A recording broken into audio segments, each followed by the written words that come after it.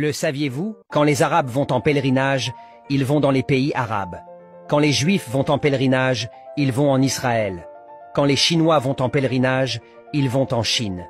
Quand les Indiens vont en pèlerinage, ils vont en Inde. Quand les Occidentaux vont en pèlerinage, ils vont en Occident, Vatican. Quand les rats vont en pèlerinage, ils vont dans un trou à rats. Mais quand la majorité des Africains vont en pèlerinage, aucun Indien, aucun Arabe, même aucun rat ne vient en pèlerinage en Afrique.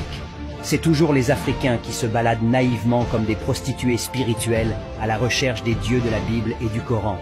On se demande si ce sont ces dieux qui sont perdus ou si ce sont les Africains qui sont perdus.